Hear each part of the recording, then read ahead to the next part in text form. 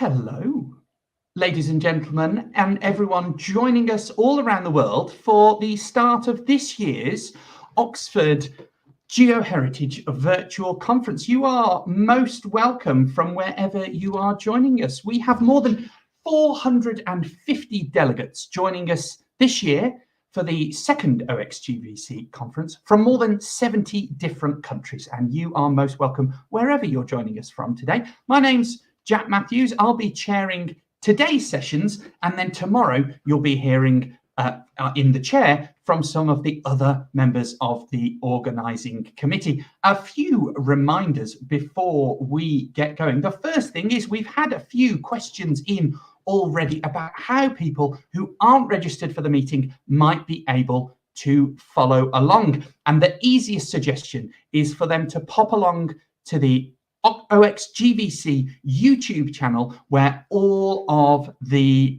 sessions,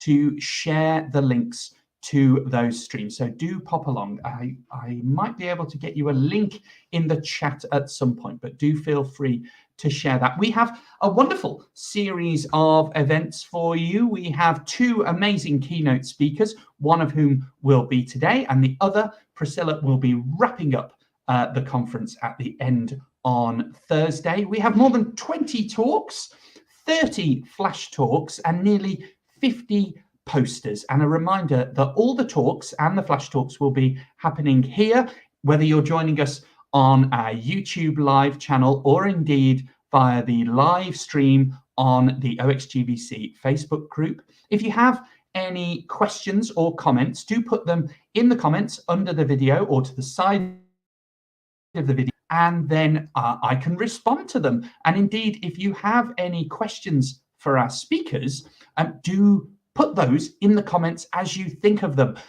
Just to let you know a little bit of tech behind the scenes, there is a very short delay between what I'm saying now and when you hear it. And so the sooner you put your question in, the better, because sometimes there can be a delay in you hearing me asking for questions. So best to put them in the comments as soon as you hear them. Now, if I should also say, if you're struggling to put your questions in the comments on either Facebook or on YouTube, then registered delegates also have access to the OxGVC Discord server. And if you pop your comments in the reception text chat there, I'll also keep an eye on that, and we'll make sure that as many questions from you as possible get to our speakers. The aim of this conference is to bring people together from all around the world, so it's all about debate and discussion in the many and varied topics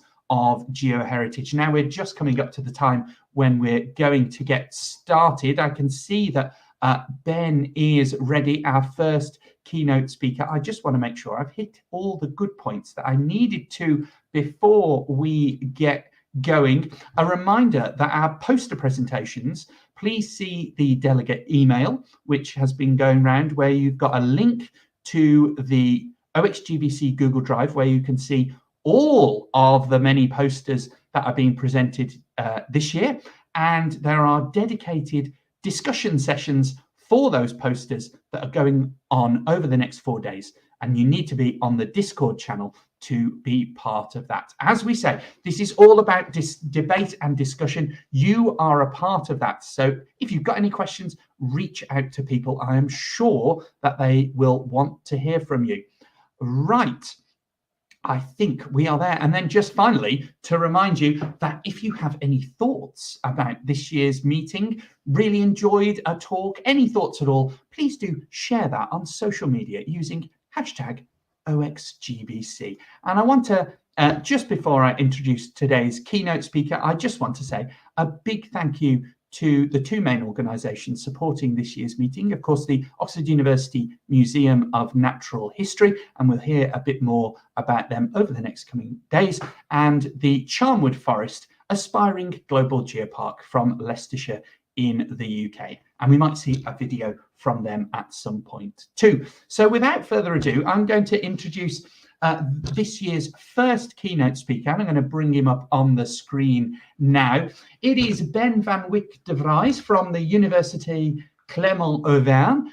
We're really pleased to have Ben joining us today to talk about using geoheritage for community resilience. Many people may already know of Ben because of his work in UNESCO and the IGCP and running the IGCP group around this topic.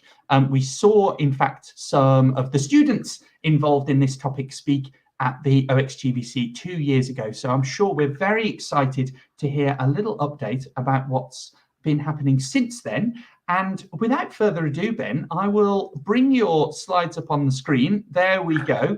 I shall get rid of that trailer at the bottom and I shall disappear. Ben, thank you so much for joining us and take it away.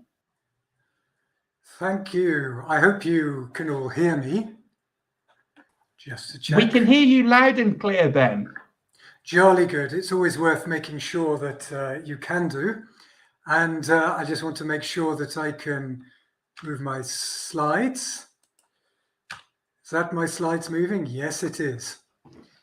So that's good. We are all set and we shall go. So let's go back to the first slide. Thank you, everybody. I'd like to plug, first of all, this conference itself and the poster sessions. I've already been on the posters for today, and I've picked up a few that are very interesting. And in fact, well, they're all very interesting, but a couple that are very applicable to this talk as well. I noticed one by a guy, Jaron Finzi, and I suggest you go and look at that poster and browse the others, and let's get the discussion rolling. So what I'm going to talk to you about today is using geoheritage for community resilience. And this is part of a UNESCO IGCP, International Geoscience Program project, number 692, if you like numbers. And it's been going for a couple of years now. As Jack said, quite a number of participants presented work that we were going to do in the last Oxford Virtual Geoheritage Conference. And so I'm going to be doing a resume of what we actually have done. And I'd like to thank all those people who are far too many to be named. Otherwise, it would take me all my 30 minutes. Especially to the other crew from bringing geoheritage to life. Shireen and Georgian, who's also giving a talk presentation later on. So you can see the IGCP logo here on the left. You can see the Geoheritage for Resilience logo, which was created during the Oxford Geoheritage Conference 2 years ago. And it's been slightly modified because we've brought in geoheritage to life and we are now working all together. There is a website which you can see there, and it's been revamped by Naomi, who gave a snap talk last year, and it's still being filled up with plenty of things. So if you want to know any more, apart from asking me, you can go there. Right, so what is resilience? Well, a resilient community is one that can deal with internal and external changes, whatever they are, and can maximize on the benefits of that change by absorbing and adapting and coming out more stronger, better, more operational. And I'm beginning a plug for the last keynote on Thursday with this picture. And here is not really a community, but a single penguin being resilient in the Antarctic, just arrived in an area where the ice has recently gone. He's, or she, I'm not very sure with penguins, is the first member of a resilient community forging its way. And I met this penguin, and all this talk is about the respect that a visitor, be it a scientist or whatever, a geoheritage operator, should give to the local inhabitants. So If we go on to the blatant plug for Priscilla Grew's Thursday keynote talk at the end of the conference, just one Weddell seal as a little reminder of the local inhabitants of the Antarctic that should be respected at all stages. But the geoheritage, the geodiversity of Antarctica is something which is immense, is interesting. Here we have an example of a lava flow at the top of the cliff, which is several hundred meters high, and a delta formed by that lava flow flowing out through the ice cap during a time when the ice cap was very much higher. And in this view here on the bottom right for me, you can see a view of the Antarctic with many of the different types of geodiversity, as well as ephemeral moving diversity, which I think should be a special topic for that. So let's come back in 4 days' time for that. But getting on to my talk, or our talk from the UNESCO Geoheritage for Resilience crew. We all know that communities face challenges, such as natural hazards or societal pressures. And if they are resilient in one way or another, they can have the potential to meet these and flourish. Now, resilient doesn't mean that they can't change. It means that they adapt to deal with the problems that might come along and turn those problems into advantages. And here's one example which is very much in actuality at the moment. We have here a volcano in Central America, in Nicaragua. It's called Mombacho. Here is the volcano on this topographic image, and we see big scars on the volcano. There's a lake here. There's thousands of islands here. It's full of the most beautiful geodiversity and geoheritage. It has incredible archaeological and cultural elements. It has a city just here, which is on the World Heritage Tentative List. And at the same time, it suffers from problems. So here in this collapse scar here, at the moment, we have very active fumaroles, which may be creating landslides here. And there are communities down below that may be in very near future affected by the events from here. And one element which is important is that these people, if they understand the realities of their geoheritage, will be more able to deal with this potential risk. That all depends on how they are able to do that within society and within their own framework. So the idea that geoheritage could benefit communities and strengthening resilience has been around for quite some time, really. And it's really the essence of a geopark, which is why I wrote that here. And that's what this Geoheritage for Resilience project is really about. So a lot of us would understand that, but that flow is not really university recognized. There are a lot of people, or a lot of scientists or geoscientists, who tend to be out of touch with the nature of the areas that they work in. And in this diagram here, which is my model for the whole world of the geo-environment, here's our geo-environment, and around it all the elements of the human environment. We have several sectors of society which you might say are very, very devoid of their connection with the realities on the ground. And these might include also the scientists. And so it is always a struggle for us academics to not be too self-centered and to grasp that the science that we do should be socially relevant. And in fact, that's what has most value. And in fact, we should implant our science and do it within society.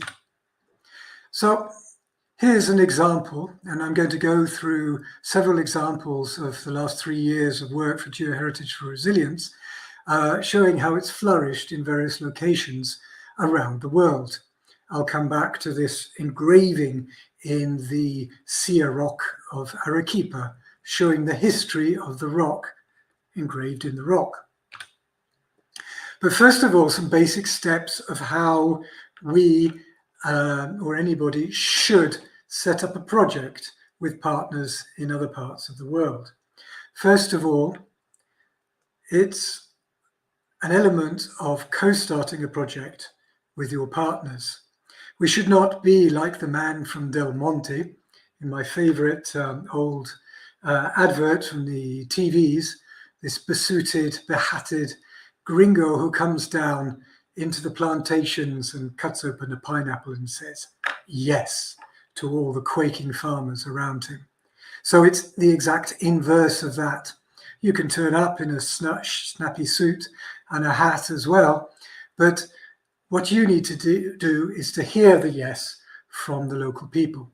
And here we have local colleagues in Nicaragua from the Institute Inhabitants, where we are co-starting a project for a geopark on the island of Ometepe, something else I will go back to in the end. So start with your partners and remember that the partners and their locality are what is important. Don't try and impose your ideas. Second thing is adapting that group to the community's needs and want as expressed by them. And these are a couple of photographs taken last month in southern Peru, on the border between Bolivia, Chile, and Peru. And we have on the big photograph, the bottom left is Nelida Manrique, who gave a talk 2 years ago, and Julie Morin. And they are sitting in the square of a town called Alto Peru, talking to Doña Sofia, a local, who helped us get our accommodation and our food and introduced us to different people in the area so that we could begin to get to know their priorities. And the other photograph is Nelida and Rigoberto, our coordinators in Peru, who with Don Marcos, with his house behind him, in a tiny little place at the bottom of the Paucarani volcano, which you probably haven't heard of, because anyway, we got the name wrong when we turned up and he put us right. So it's getting his viewpoint about what he would like us to do for him and his community in that area.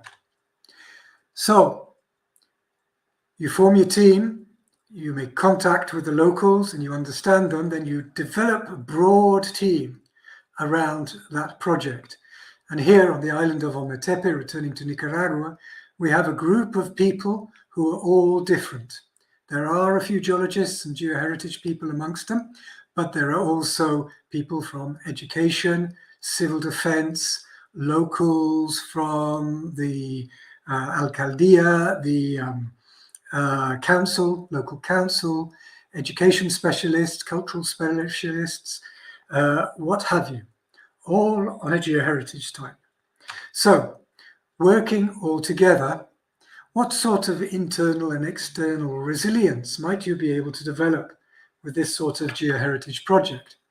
Well, the first thing to remember is that natural and human hazard and resilience is really about a reduction in the vulnerability. The two go hand in hand. So increasing resilience reduces your vulnerability. And that can be on a personal level, emotional, psychological resilience, that you can deal with things that happen better and be happier about them even. It could be economic, social, and cultural. Can you survive something that happens and be better off for it? Can you absorb the impact, not only economically, but socially? Can your culture be resilient to changes? Can it adapt? And can your organization and your infrastructure be resilient? Can your houses stand up? And can your institutions deal with changes that happen? So all this is something that can come in through geoheritage. What you need is knowledge in red, the opportunity to be able to deal with that knowledge and use it, and to have empowerment to, which is misspelt, excuse me, empowerment, some ability to do something yourself or with your community. And here we have an example of intangible geoheritage as a book, with school children reading that book. The dog is not reading it, but it's the school dog taking part in the event. And this is showing how intangible geoheritage, it's the story of how a volcano grew up and the little girl there and her dog and her family, how they lived through and survived the events and came back and developed their own lands again. So to do that sort of thing, you can meld tangible rocks, outcrops, landscapes, sculptures like in the picture behind. Look how big it is with me for scale down below. And you can use intangible heritage like books, dance, and film. And all these can crystallize with the community discussions and create and communicate a stronger sense of place, a wonderment, a feeling of belonging or of being part of your landscape. So going back to that example of a book, if you have that sense of place, which is developed in this book by Luisa Macedo of the IGP in Peru, that sense of place can join together and can be used to connect many sectors of society. So having the geoscientists, and this is a geoscientist who's done this book, working as members of that society can bring us closer to the communities and bring those communities closer to their environment as well. And that can involve many different sectors of society. So we've just seen the children and the teachers, but you can get all the infrastructure, the civil defense, the military, as you see here with Luisa presenting the book, and it helps society to become closer together. So geoheritage is a very active element.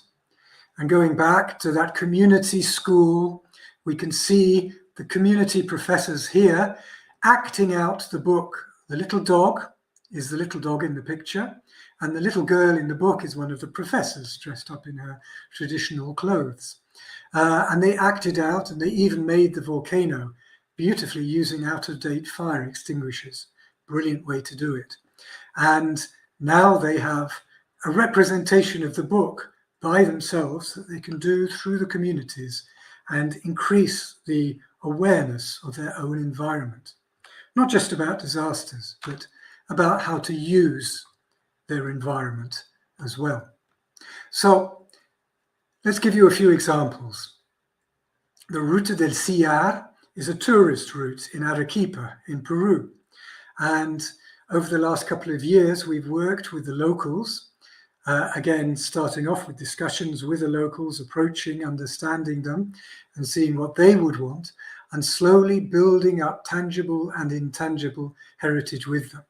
So the engraving behind Rigoberto here has been done by the artisans themselves after discussions with them in a way that brings out, as best as possible, the history of the very rock that it is engraved in.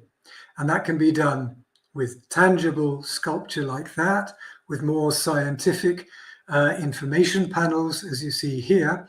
And a small film has been produced that describes it as well, with this little girl, Nina, and the various characters that you can see in the pictures there. And we'll send you the link to watch that film, which is now out and widely distributed around Peru and internationally. So this working with the artisans, has been able, to a certain extent, to bring economic benefits and security to these people. So the economic benefit is their increased offer to visitors, geotourists, both local, national and international, even during the COVID times. And they've been able to develop their quarries. You can see a pyramid on the bottom right. There's a camel down there.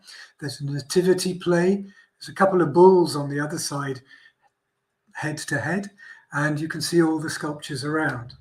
And from local artisans who had very little organization a couple of years ago, they themselves are developing a wonderful organization that is benefiting them economically, but also in security, because it's given them the strength to lead legal challenges, to strengthen their land titles, and to push back other projects that were going to take their livelihood away by installing large-scale projects, development projects in this area. And the artisans themselves have gifted us with plaques that they've engraved, and here's the one for the IGCP, which were made by them for us. And here we have one of the head quarrymen here, Julie Morin, who's been working with them, and two of the young Geoheritage for Resilience workers, a geologist and a social scientist from Arequipa in Peru, from Inhabitants. Another example, right over on the other side of the world in Europe, we're going to Italy, the island of Vulcano. And this is a project initiated by this lady here, Cecile Genovese, who is a daughter of the island of Vulcano. She was born there and brought up there, and now is a very accomplished person working in the fashion industry. But she brought us, the scientists, artists like Naomi Sauve here, who's a plastic artist, a painter, very accomplished, and a dance group and various other sculptures, mixing us up all together with the local inhabitants for a scientific and art residency where we produced. And I'm just taking a little gulp of water. Different elements, like this film, Tefra, acted out by the local school children, and a film that Naomi made, which is here in this picture here, being presented to the locals who are in the film. And this was another set of initiatives that allowed to help the locals slowly to get an identity to themselves and their place with the volcano, which was extremely timely because the volcano started to increase activity in the last few months, and they went through a crisis. And hopefully our work has helped them through that crisis. A final example is that of the island of Ometepe in Nicaragua, where I hope to be in a week's time, just over a week. And this is, for me as a scientist, a paradise island. We have two incredible volcanoes set in an incredible geodynamic situation with oodles and oodles of scientific problems and oodles of beautiful geodiversity. This is a picture down below of how the locals see their island. And this was drawn in a workshop that we did last September, where many different sectors of the island's population joined in and drew and discussed what their image of the island was.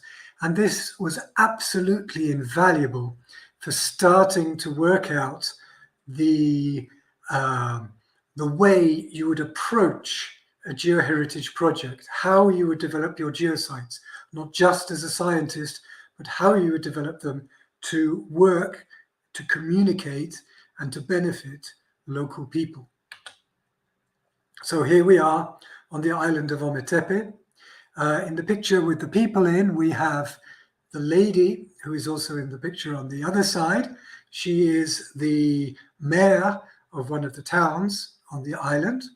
We also have in the picture a lady from the Ministry of Education and some locals, all chipping in to draw their idea of the island. And in this case, they drew a map, but also putting down all the important elements that are to the island. And we had about 20 different pictures like this, showing different visions of the island. And you can see common points and points of difference, all perfect for starting to talk and discuss about the nature of their island. So going back to the start, this was a talk about using geoheritage for community resilience. And I think in these examples and the steps that I've shown, we can show very clearly how we can use the geoheritage to help with resilience for local populations. It's all based around how you fit your scientific work, your outcrops, your landscapes, as we see them as geoscientists, within the context of the society and the perception of the local people. And you insert yourself in that society and you discuss with them to construct together the vision. You provide your bit, they provide theirs, and you come together to provide some group idea. It's all about understanding, open discussion, and really humanism, open reason, discussion, and open consultation with different people. So going back to Mombacho in Nicaragua, we have a situation here where we have, as geoscientists, ignored a hazard and have not yet worked out, because of that, the community resilience that should be worked up for this volcano. So we are rapidly working on that now, rapidly discussing, and I hope that the volcano will behave and that we will be able to put in community understanding and resilience and understand what the needs of people are here before anything happens. And not to do what we didn't do 20 years ago when a similar event happened at Casita volcano, and we didn't do all these steps and 3,000 people died. So we have an added impetus here to want to get in and work with people and with them to develop this sort of community resilience. So we've been through 3 years, but this is really the beginning of this project. We need to work more, and we will work more. We have a website. We have extra funding from UNESCO this year, who liked what we were doing. So we will continue and hopefully continue in a good way to be more and more liked, working within Geoheritage for Resilience, bringing Geoheritage for Life, working within the family of UNESCO Geoscience Programme projects, and working together with all our local and international partners to develop this geoheritage for community resilience. Thank you very much. And that's where I can stop because I need another drink of water. Thank you so much, Ben, and I'll give you a few moments to rehydrate those vocal cords. Thank you so much to Ben for a wonderful presentation.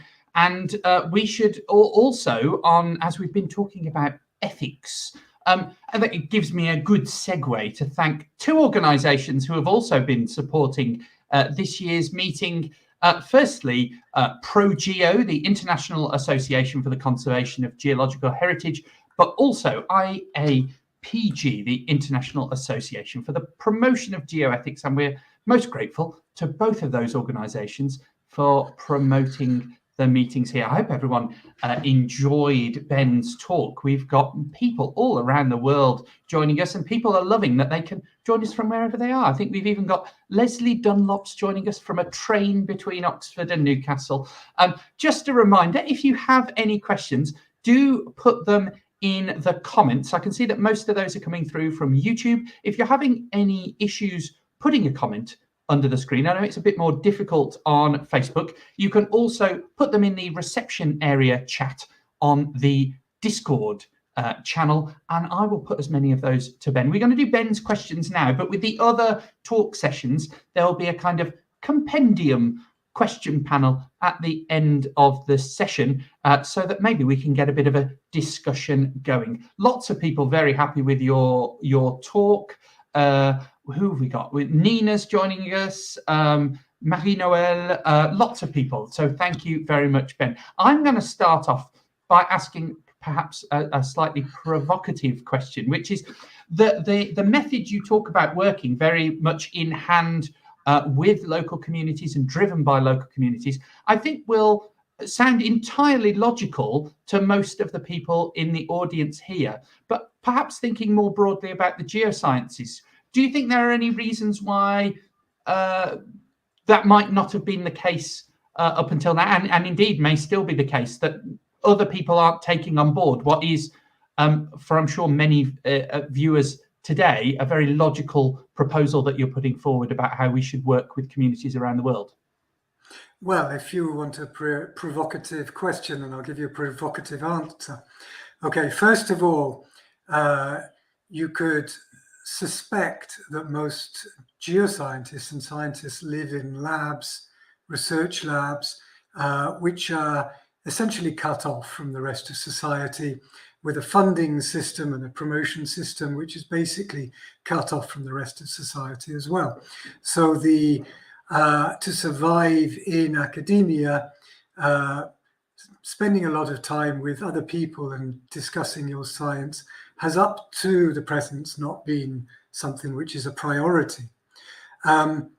The other point on that, plugging that poster and geoethics as well, that poster by Yaron Finzi, he points out the danger of losing your objectivity if you're deeply involved in a place.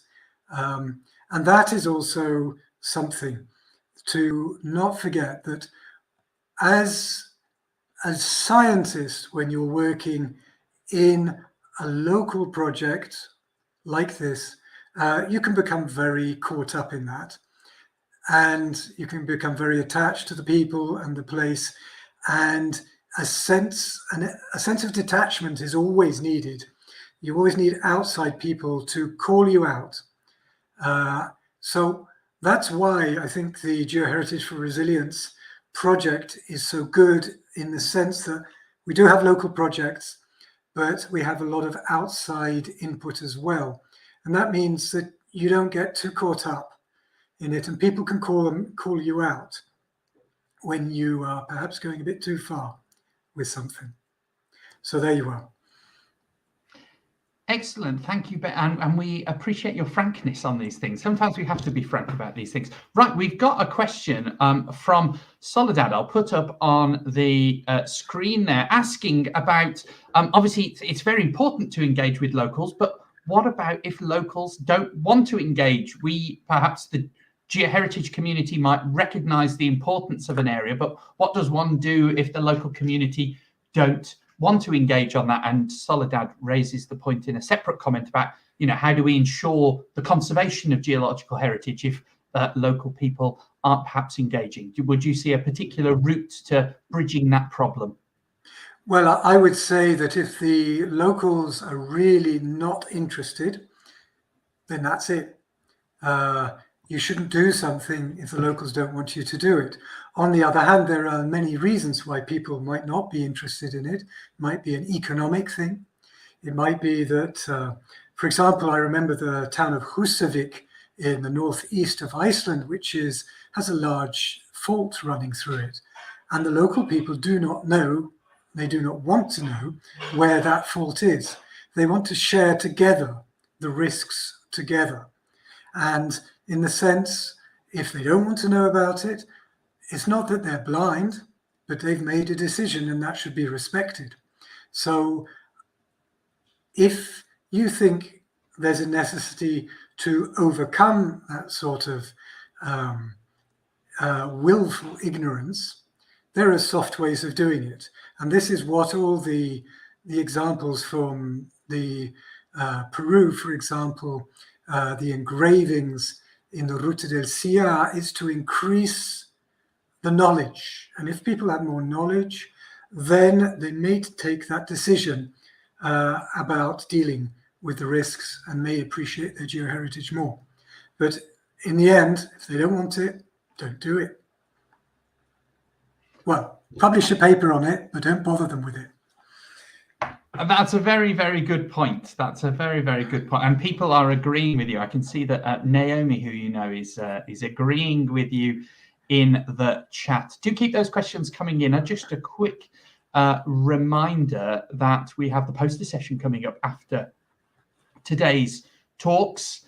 The poster presenters have been putting a lot of effort into their presentations this year, as they do every year. And of course, Ben's given a few plugs there to some of them. So do make sure you catch up with those on the Google Drive, which the link is in your email. And then there will be the discussion on the Discord channel.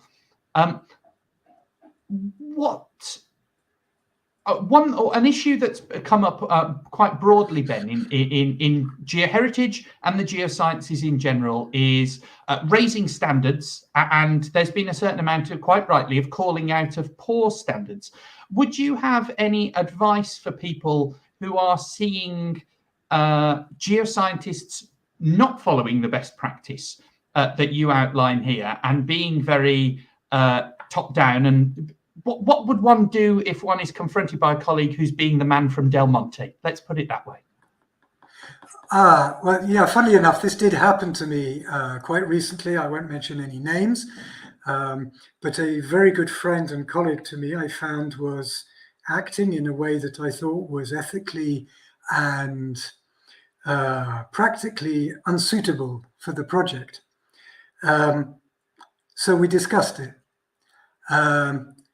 And I found out that he comes from a different branch of sciences, social sciences to me, and they had different customs and different ways of going about things.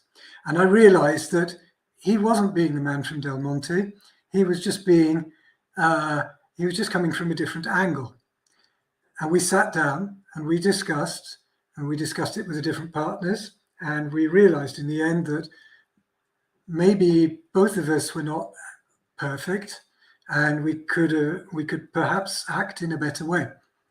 So open discussion, open calling out someone, being upfront about it. It's like with any conflict, just be honest about it and try and see the other person's point of view. I've got a TED talk about that, so everybody go and watch the TED talk, TEDx Claremont, a few years ago. Put yourself in the other person's shoe.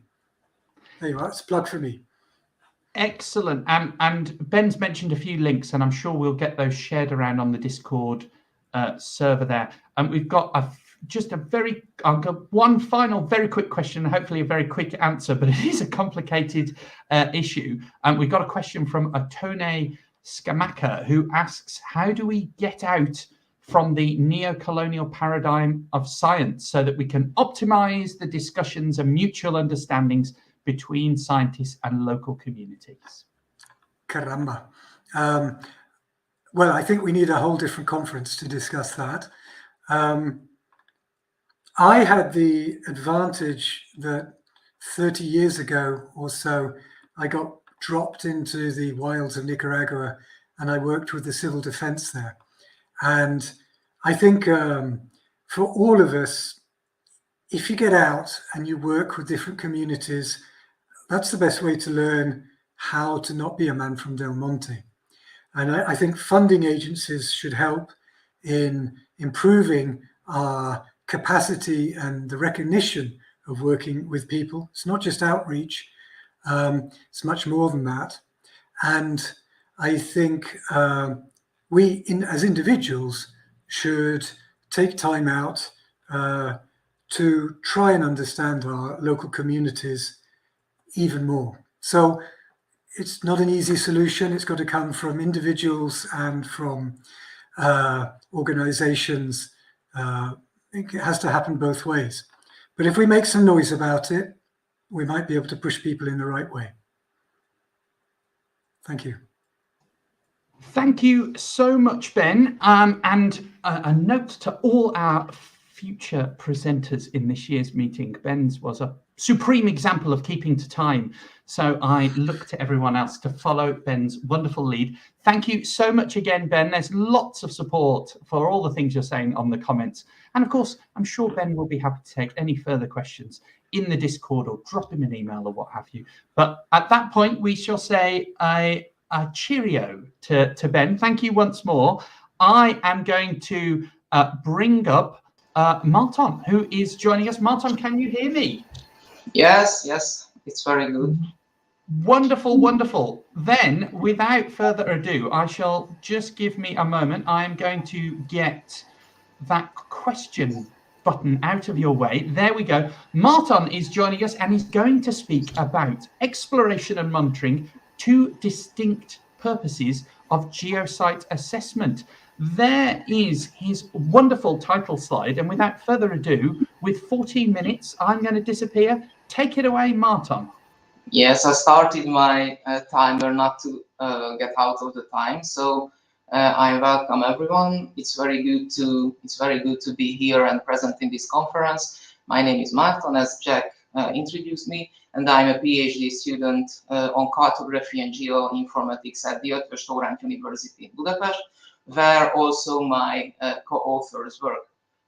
This presentation is about the quantitative geosite assessment of two separate sample areas in Hungary and the statistical comparison of the two distinct cases of geosite evaluation. For putting the talk into a scientific context, I just would like to go through briefly the basic definitions of geoconservation based on Professor Brilha's approach. In this figure, you can see the objects of geodiversity. We can call something geosite if it has scientific values amongst any other values, for example, cultural, religious, or ethnic values. Before establishing a geopark or nature conservation area, it is fundamental to have an assessed group or inventory of geosites.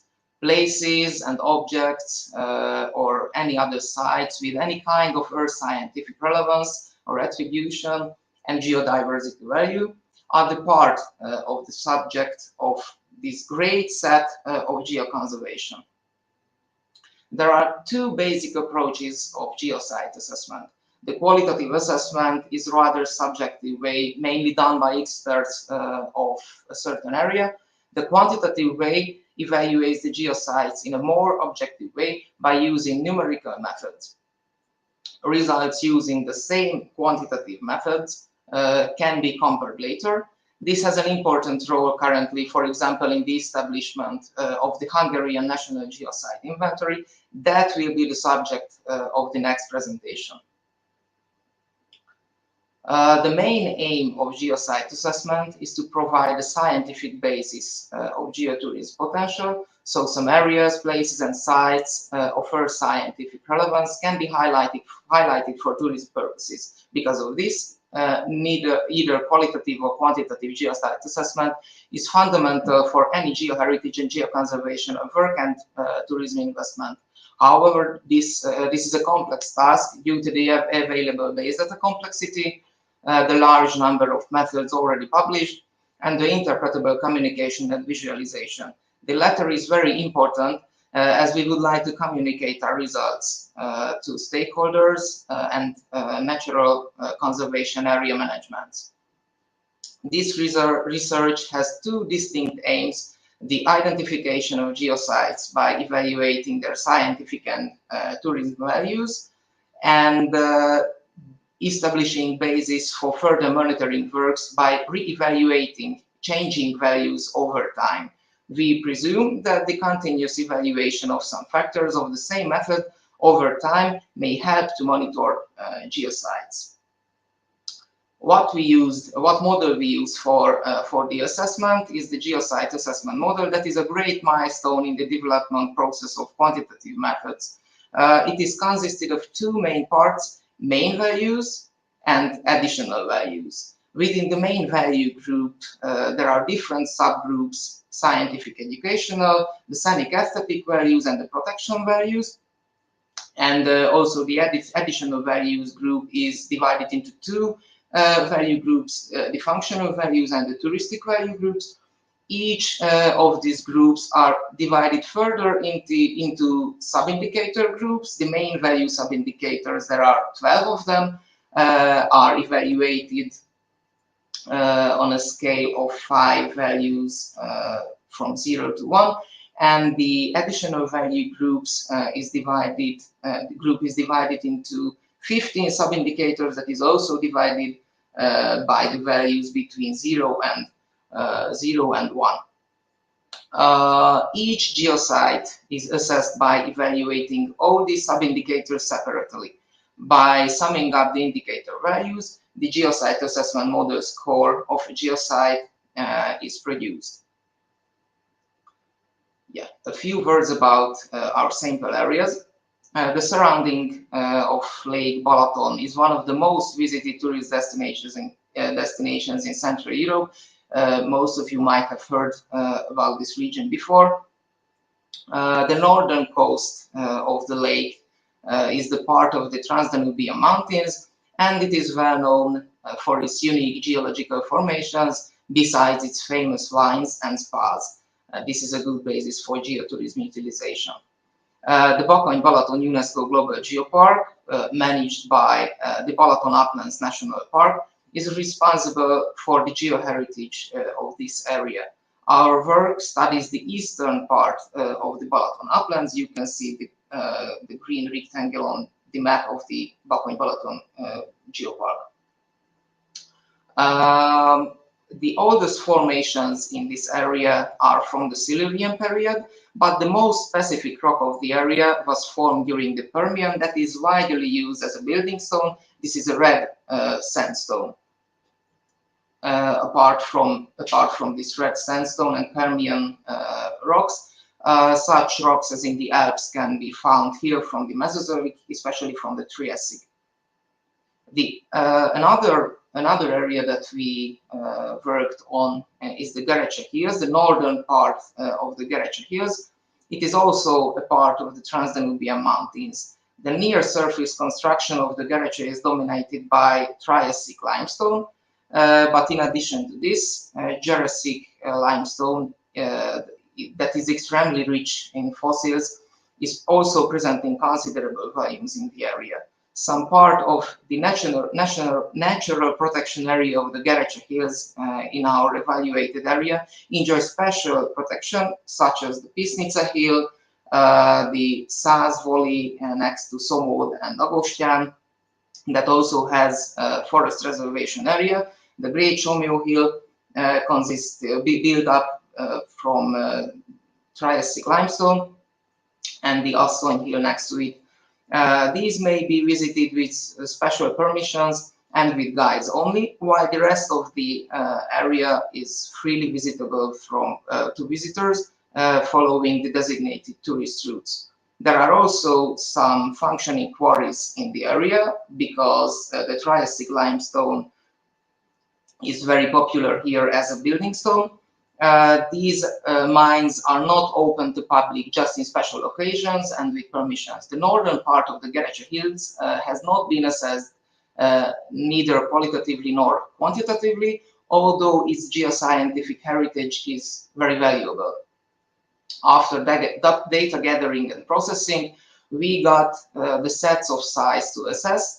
We assessed 75 geosites in the Balaton Uplands area, and some of these sites is illustrated with images on these maps. You can see mainly the Permian redstone here from the Lake Köcsi quarry, and the Permian Triassic key section border.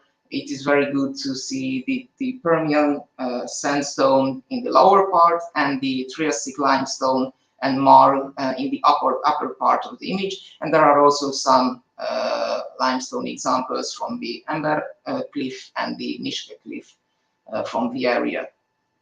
We have assessed 116 geosites from potential geosites from the Gerecse area, and these are also illustrated in the images. The Belzsek and Kecske Hill quarry is a good example of a quarry that is not openly visitable for the public, but with some permissions and guided tours, it can be visited. The Pisnice is the protected area that is needed permission to visit in the area, but the Hantos Puszta quarry, the Malomvoli trail, the Vöröshíd quarries, and the Nesz, for example, the Neszway castle is openly visitable for every geotourist in the area. We have visualized our assessment data in a matrix determined by the extrema of the geosite assessment model. On the x-axis, we can see the main value indicators, the sum of the score values, score numbers, and on the y-axis in both cases, we can see the additional value indicator scores. Each dot in the matrix shows an evaluated geosite. We can state that the most valuable geosites are found in the upper right part of the matrices. This is because these sites have the largest main and additional value scores. We can already see a difference between the two areas. The point cloud made up by the geosite scores are located slightly differently in the matrices. The Bakony-Balaton cloud in the left is shifted upwards than that of the Gerecse, meaning that there are larger additional value scores. However, the Gerecse cloud is shifted rightwards compared to the Balaton cloud, meaning that there are larger main value scores in the case of these sites. These mean that the sites in the Bakony-Balaton Geopark have better infrastructure, although Gerecse sites also have larger geotourist potential from the geoscientific sites because they have larger main values. Additionally, the spectacular visualization with box plot diagrams supports the aforementioned finding. In a box plot, numerical data is divided into quartiles, and the box is drawn between the first and the third quartiles, like in the image, with an additional line drawn along the second quartile to mark the median. This is this line. In some box plots, in the examples on the slide, we can see that the minimums and the maximums outside the first and the third quartiles are depicted with lines, which are called whiskers. These are the lines. The main value box plots on the left show the higher scientific values of the Gerecse hill, the orange box and orange whiskers. These values do not really change over the time, I mean the main values. So the scientific value of an area or a site is rather constant. Of course, for example, damages and incorrect conservation management may lead to the decrease of the score. However, the right side diagram shows that the infrastructural situation of the Bakony-Balaton geosites is better. The group of the main additional values can be considered as temporal variables and can be the basis for geosite monitoring.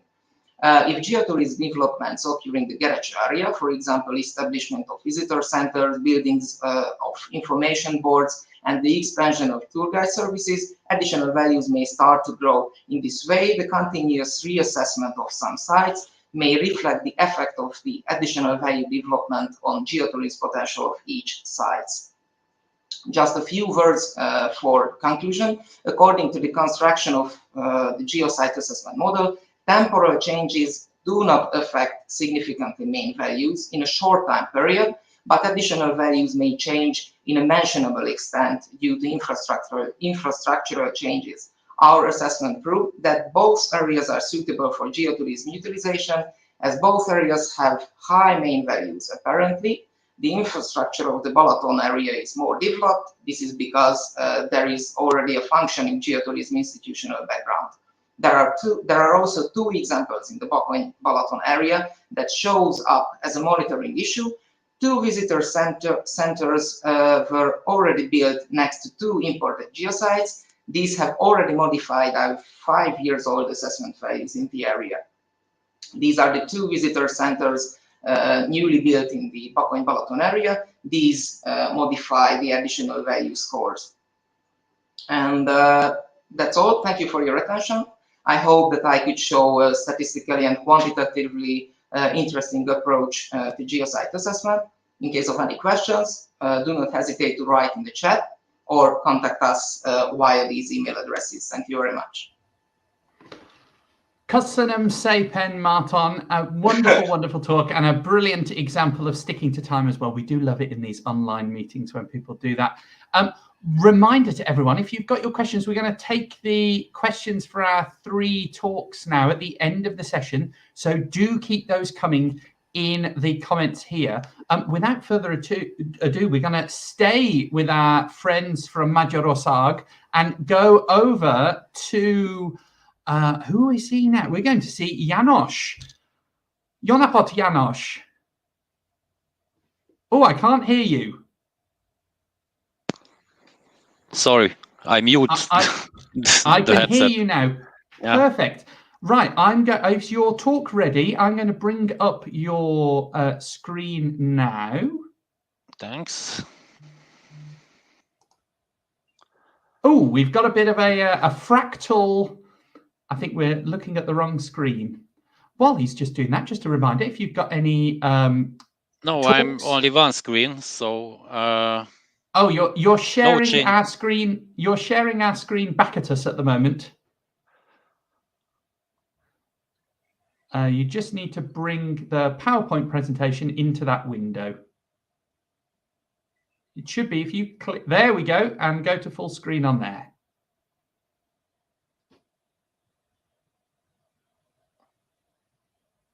Ooh. Yes, just a reminder, if you've got any questions while János is sorting this, if you've got any questions, do pop them in the comments. I'm sure all our poster presenters are looking forward to your questions at 5:15 UK time, where you'll all be over in the Discord channel. How are you getting on, János? Okay, can you see my presentation? Yeah, if you just go to full screen on that.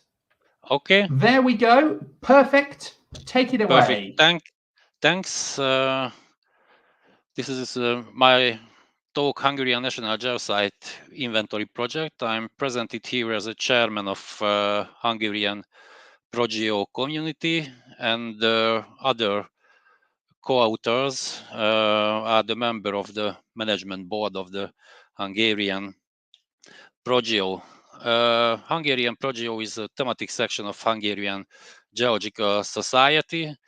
Our goal is to evaluate and preserve Hungary's rich geological heritage, especially geological, geomorphological, landscape, mineral, petrographic, and paleontological values, and introduce to the general public and contribute with the International Association of Conservation and Geological Heritage.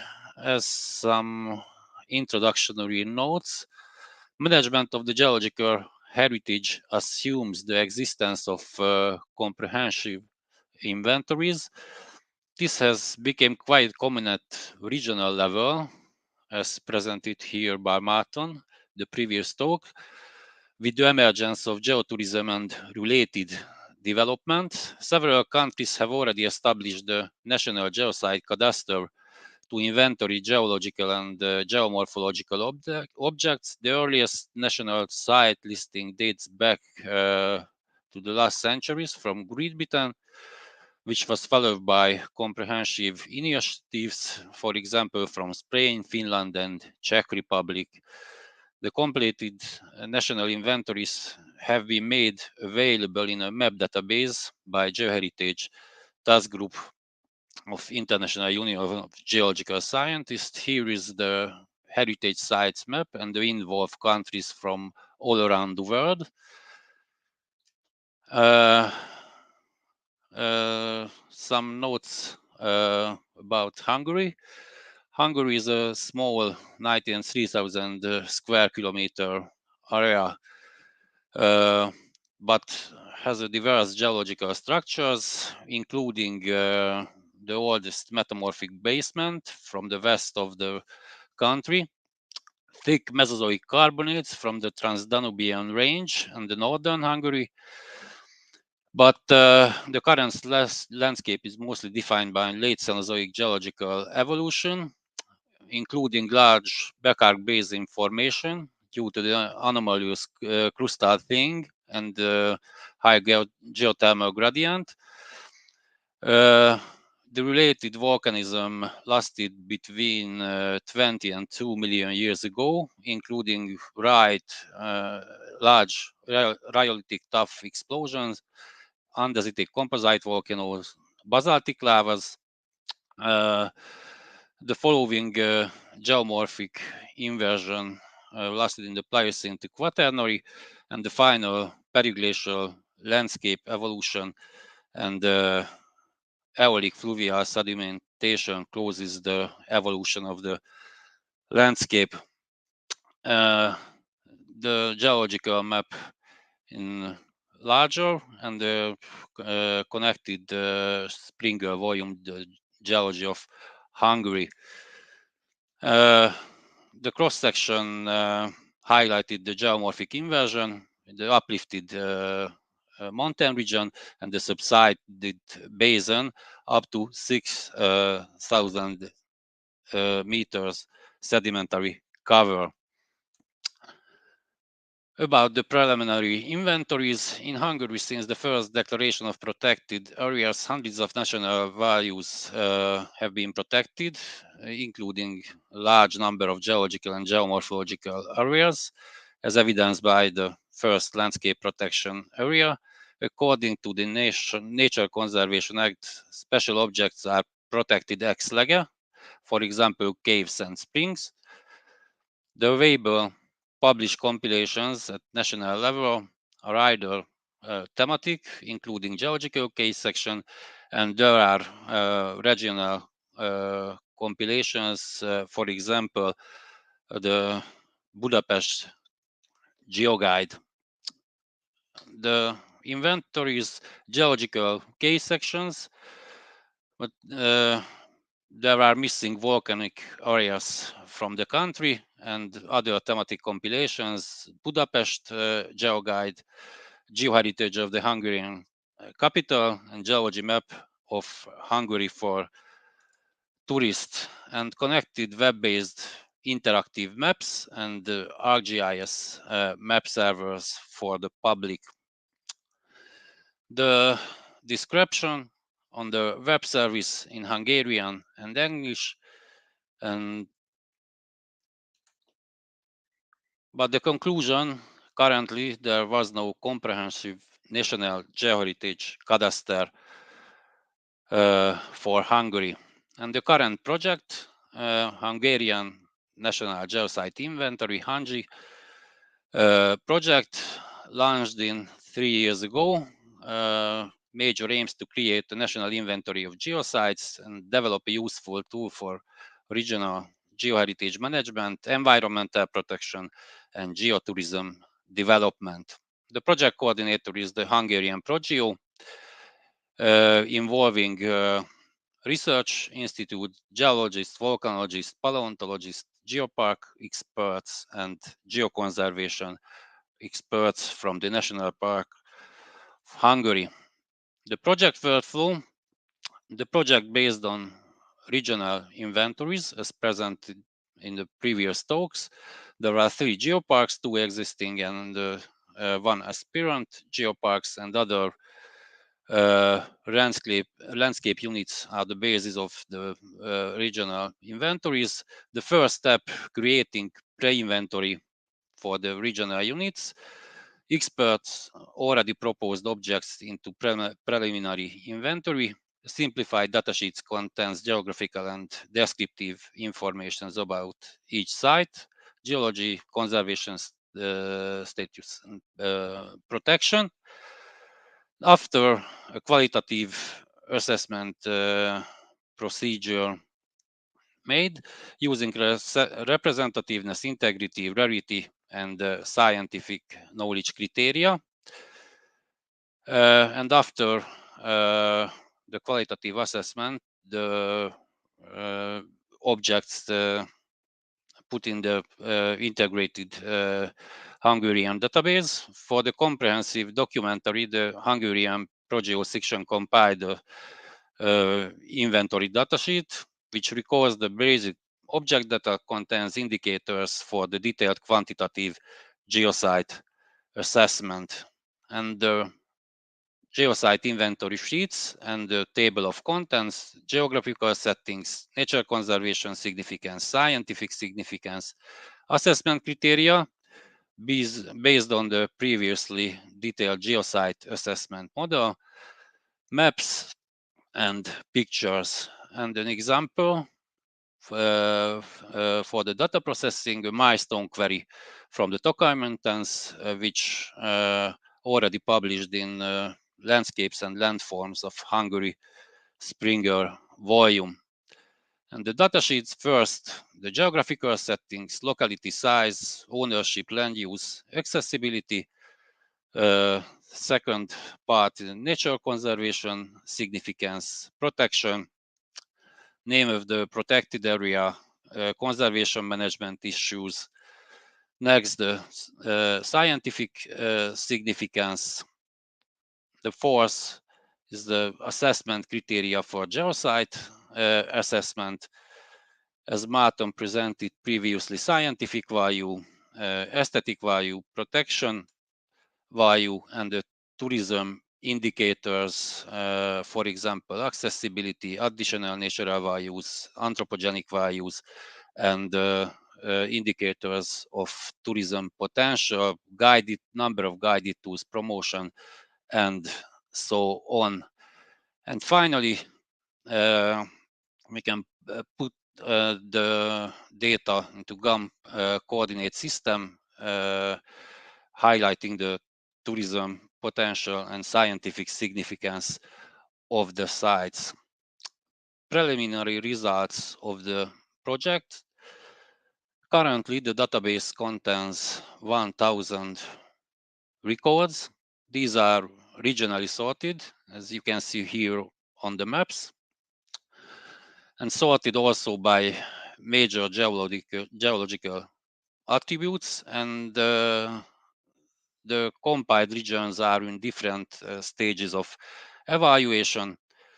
These are the regional units in the table, the type of the geoheritage, and the different stages of data processing, pre-inventory, inventory, and the geosite assessment stage. Regional example, it's Tokaj Mountains and its volcanic geoheritage. It was evaluated by a PhD project by Zsuzsanna Ésik from the University of Debrecen. The pre-inventory contains 400 geoheritage elements, and after the inventory and qualitative and quantitative assessment, the final geosite database contains 60 thematically classified objects. And the related publications from the Geoheritage Journal, including 2 case studies. In the database, the objects classified based on major thematic interest. The previous example was a volcanological database, but there are sedimentology, paleontology, geomorphology, natural resources, and metamorphism related objects.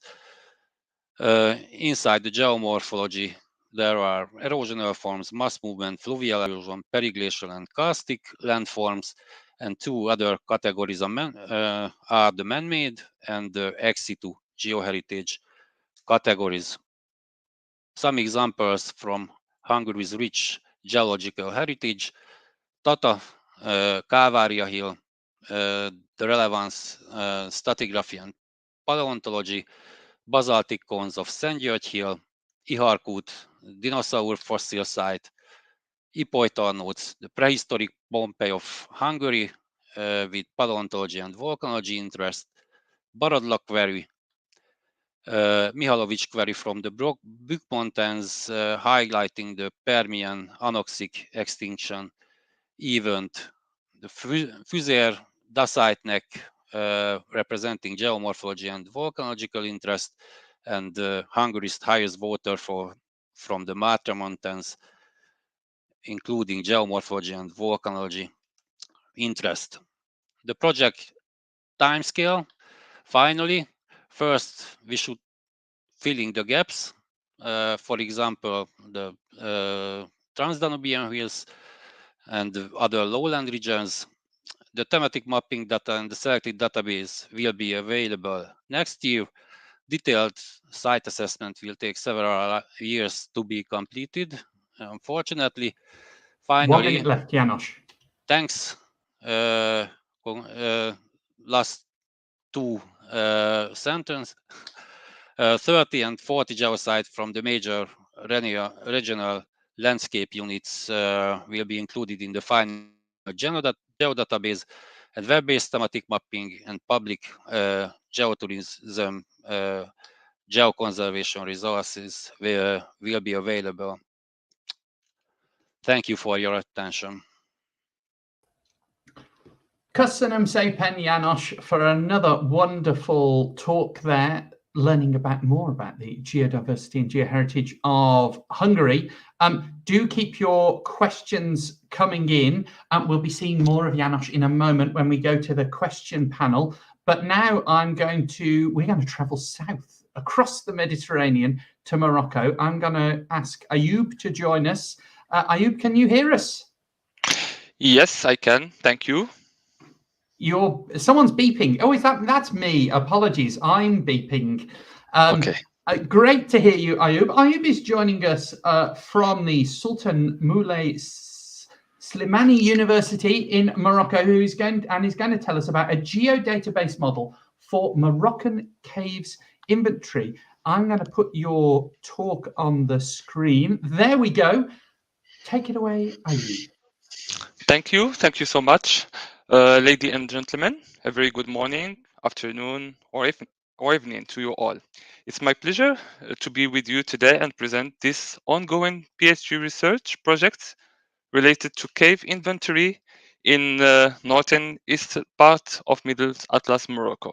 So, as Dr. Matthews introduced me, I'm PhD student from Geography Department of Sultan Moulay Slimane University, Bni Mellal, Morocco, and I'm also an active caver of the Moroccan Explorers Society since 2005 and a cave instructor since 2017.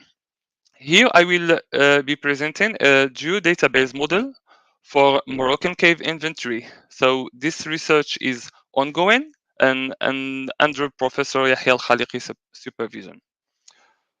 Okay, so by the way, this presentation will be organized as the following structure.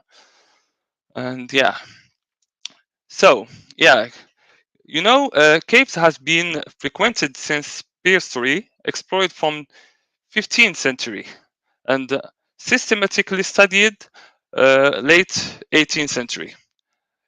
Last and current year, caving community all around the world are celebrating the International Year of Caves and Karsts. And during this international event held in UNESCO House in Paris last year, the International Union of Speleology raised 3 points to UNESCO attention.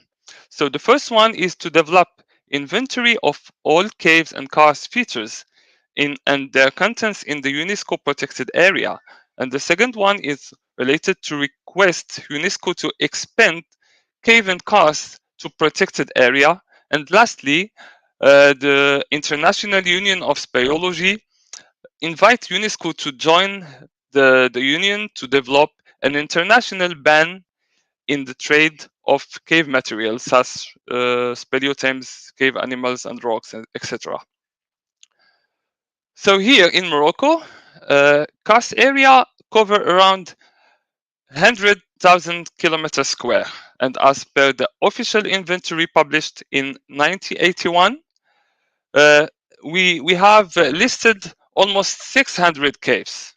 Here on the right, you can see the carbonate rocks areas in Morocco, and on the left map, we can see the coverage of caves from the 1981 inventory.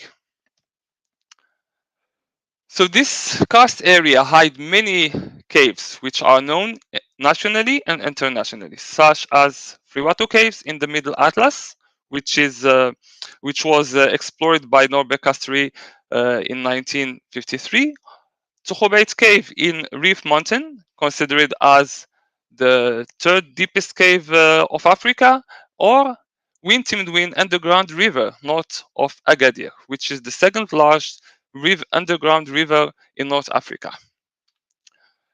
This cave also permitted the unique discovery, like DNA of the oldest human cemetery found in Africa, dated 15,000 years in Tafuralt caves, or the new discovery of the telosaurid crocodile in Shara cave in Taza.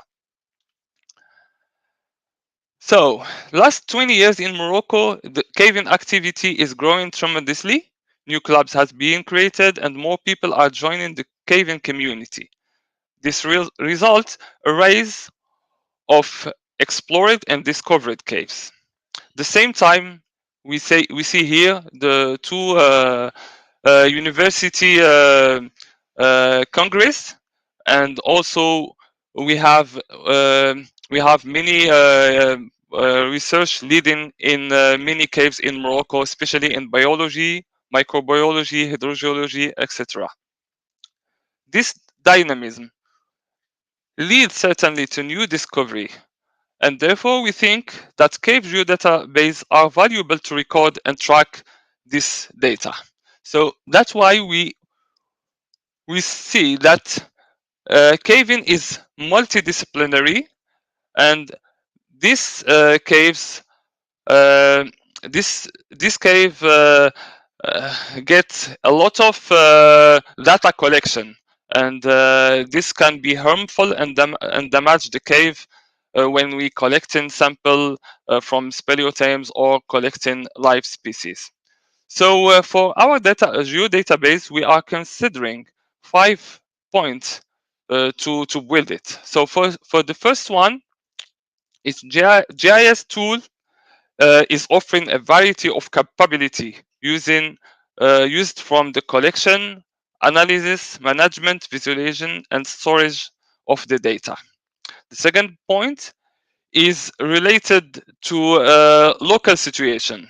As here in Morocco, cave information and data are gathered only with few clubs and caver. So we see by creating this geodatabase, we can guarantee access and contribution to the information for all and from all. And the third point is that the cave inventory of Morocco is outdated. So the official published inventory, which lists 600 caves, was published years ago, and time being, we come up with a list of almost 1,500 caves all around Morocco. So this data was collected from clubs, caver, and caver reports, and from our fieldwork. Fourth point is the scientific importance of caves. So caves are scientifically interesting and sensitive environment. Human impact can be harmful to this ecosystem. They can tolerate redundant data collection. So geodatabase can limit number of unneeded data collection.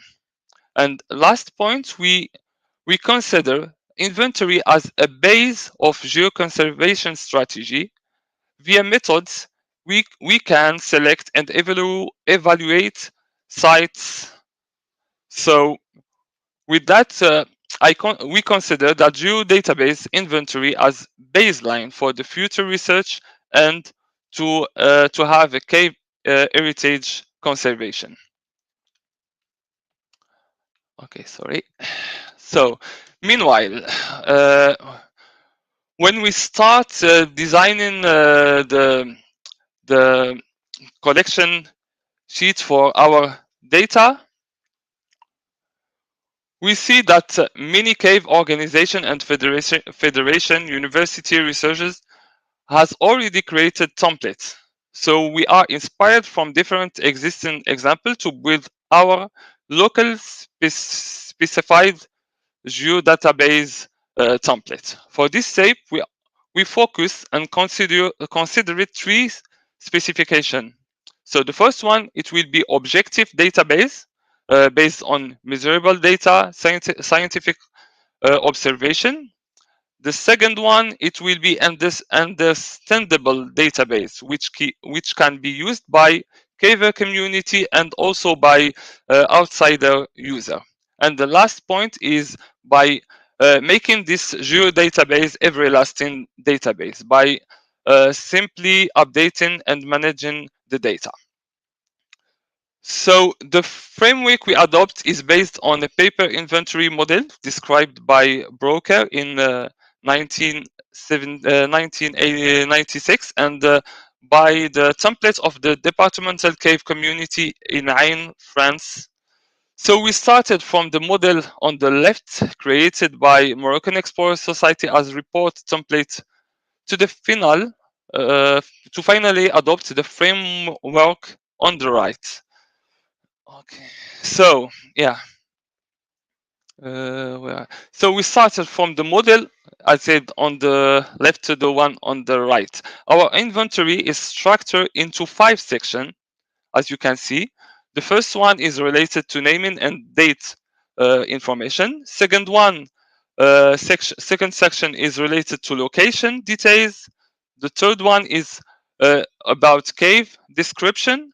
And fourth one is related to general observation about hydrogeology, airflows. And last section is related to attachment of additional document like survey, pictures, etc. So yeah, when we start the creation of the database in ArcMap, we ended finally by adding more sections and fields. So we ended with 3 sections that hold several data. And I wanted here just to signal that all the sections are part of a unique geodatabase. This view is only to visualize and demonstrate our approach. The table has 11 fields to be populated by adding text, 3 by via populating number, and the remaining one will be populated via domain. So we added more info about risks in the cave, equipment needed for the exploration, and bibliographic lists. This approach is now applied to caves in northern eastern part of the Middle Atlas. As you can see here, an example from Shara Cave in Taza. So in this example, we can see all the details collected from fieldwork and also from the collected data. And in this example as well, we can see the survey, which is reported as shapefile. And yeah, finally, when we start this project, we faced several challenges like absence of Speleology Federation in Morocco to found and provide human support and to maintain this effort. This make inventory process taking a lot of time. That's why during our approach, we are involving more and more contributors.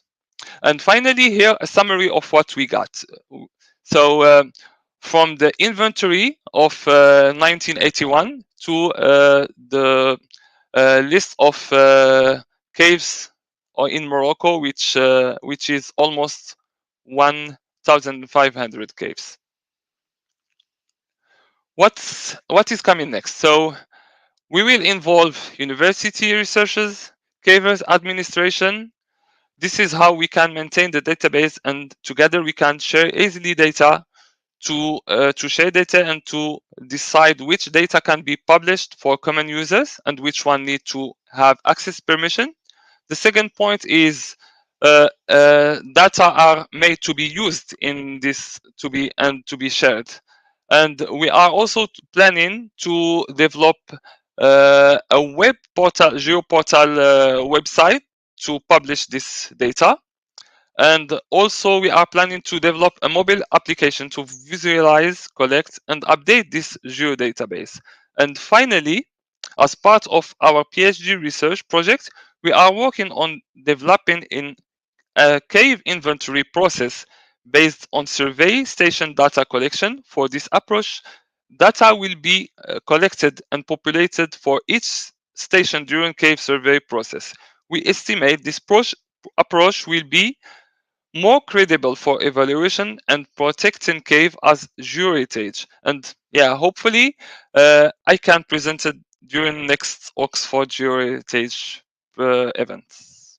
Yeah, by that, I thank you for your attention.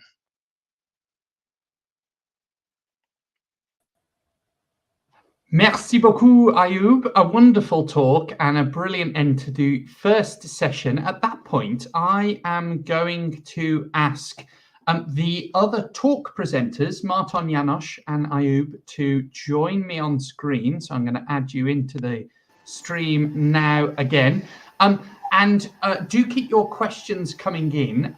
Though some of these questions are obviously directed at one speaker today, I do invite the other speakers to comment if they have any thoughts on the matter. I'm going to start with a question by our first keynote speaker, who's been lurking in the background. And Ben asks a question for Marton.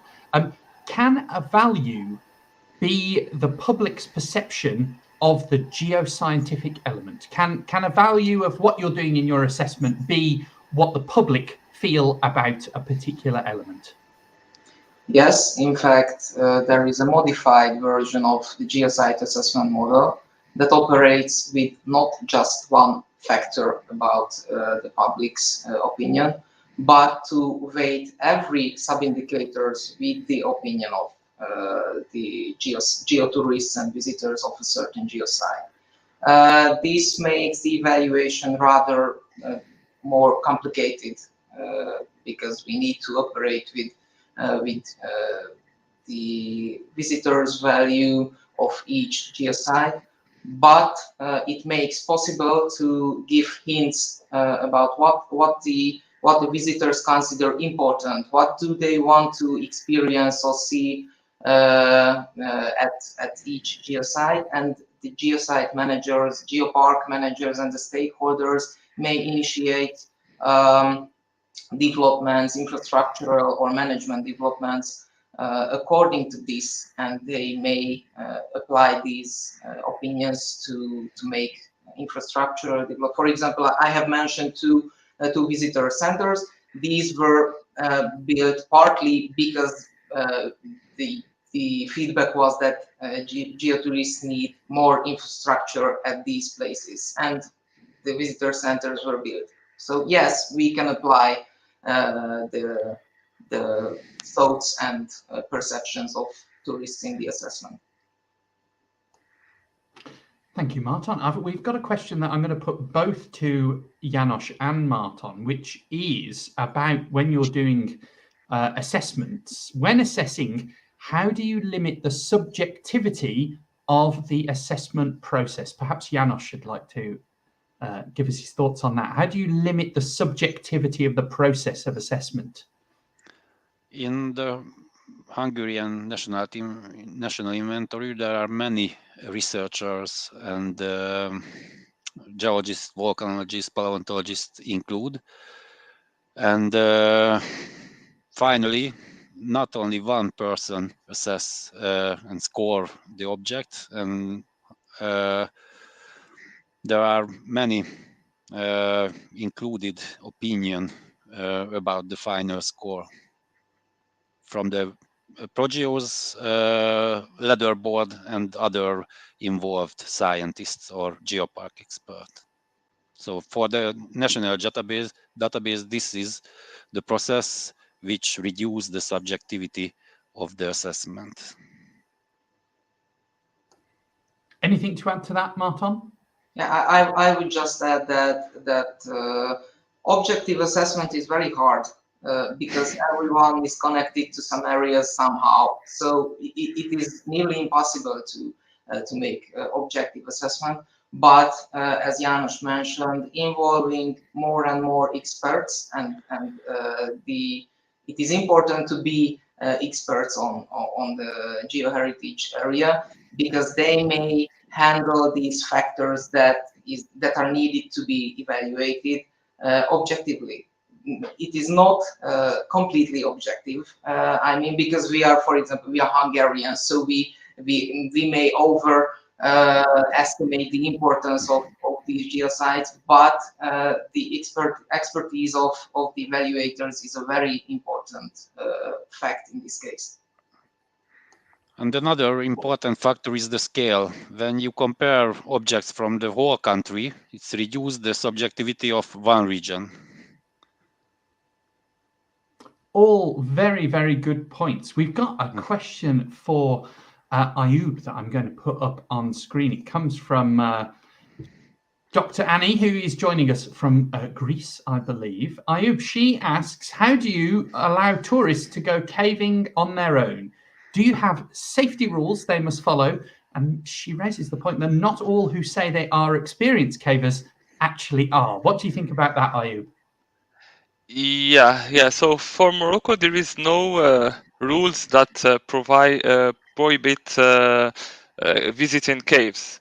So generally in Morocco, the easy access cave, horizontal one, can be used by everyone who has this adventurous feeling to visit. But for the other one, vertical and physical dependent caves, only some experienced cavers are going to visit it. Yeah.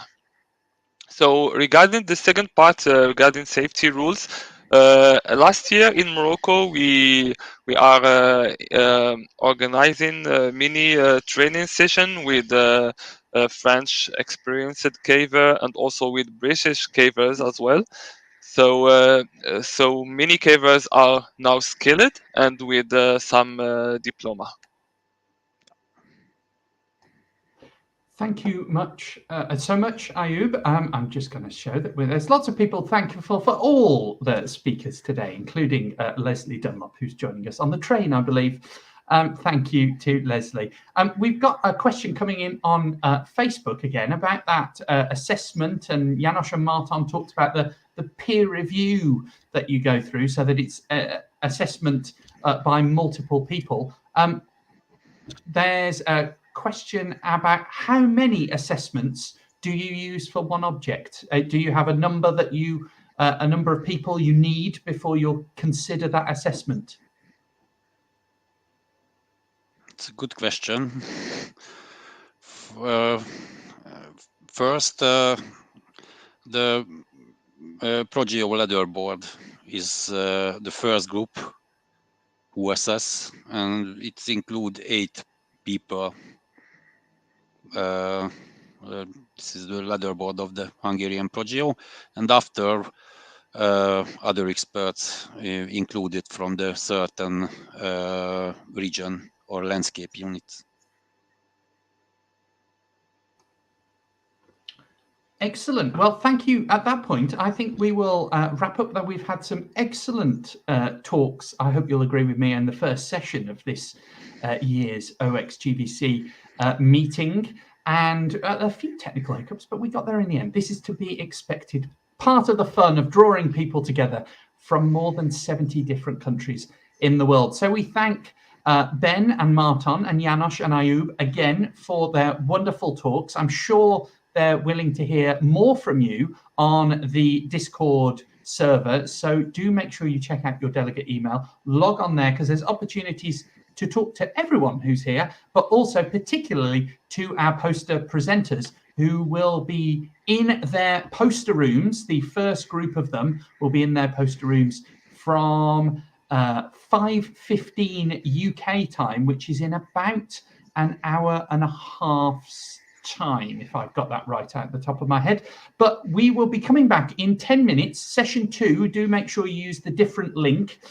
It's in the Discord server as well as on your email. Session 2, well, we'll be hearing from 10 different speakers, the first of whom include Deborah, Laura, Helena, Juliana, and Patricia, all speaking on the themes of geodiversity and how it relates to ecology and biodiversity. Very topical as we've just gone through World Environment Day. So thank you once more to all our speakers, and we shall see you again in 10 minutes for session 2. Thanks, everyone.